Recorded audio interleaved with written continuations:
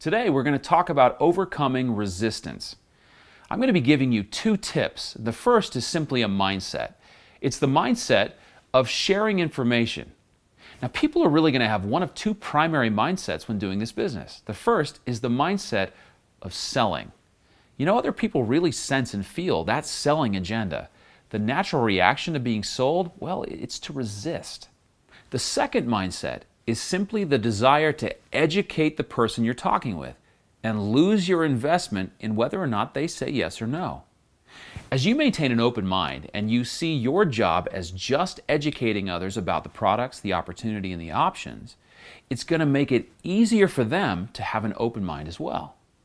The most difficult challenge you'll face in this business, or any business for that matter, is to get in front of others and have an opportunity to show them what you're doing so that they can make an educated decision. We all encounter some resistance, no matter how good we are.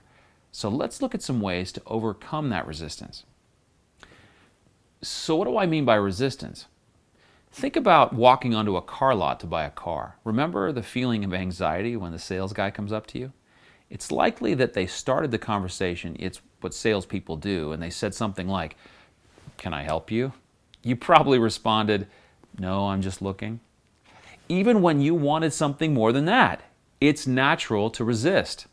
So let's look at the resistance you might encounter. As you approach someone, maybe they say, "I don't have time to do that," or "I'm not very good at selling," or "I've tried doing one of those home-based businesses before."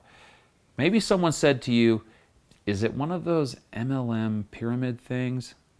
You can probably think of a lot of things someone might say, but I'll bet you more often than not, you get one of those 4 things.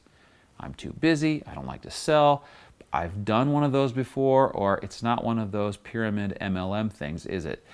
What I'm going to teach you now is a technique that you can apply to almost any resistance, but let's apply it to one of those 4 things. Let's say you called your friend up and you were really excited and asked them if you could chat with them about Lifevantage, and they said, "I'm not like you, Steve. I don't like to sell." Now, you could try to convince them that they would be the greatest salesperson in the world, but then you'd be in an adversarial role with them. "Yes, you are." "No, I'm not." "Yes, you are."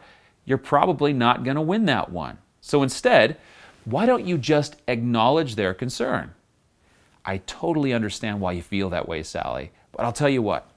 Why don't we just sit down for a few minutes so I can show you what I'm doing with Lifevantage, and if you still feel like you'd have to be selling, then just don't do it. Is that fair enough? But you know, I'm really excited and I'd love to show you what I'm doing anyway. And even if it ends up being something you're not interested in, maybe you'll know someone who could be perfect for me to talk to, and I could really use any help I could get." How does that sound?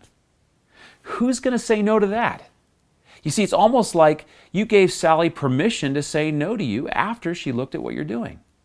Or what if someone said, "I'm just crazy busy at work right now. I've got all this stuff with the kids." I might say, "I totally get it. It seems like everyone is so crazy busy these days. And you know, maybe this isn't for you, but I'd like to get with you for just a few minutes and bounce the highlights off of you. And if you still think you're too busy to team up with me, then just don't do it. Is that fair enough? But you know, I'm really excited, and even if it's not for you, maybe you'll know someone who'd be perfect for me to talk to, and I could really use the help." Now let's say somebody says, "I've done one of those things before and I did not do so good. I ended up losing money." Now you're certainly not going to win that argument. So you might say, "Bob, I totally understand. I didn't know you had that experience before. But I'll tell you what, it's no big deal to me, but why don't we sit down for a few minutes so I can show you what I'm doing with Lifevantage?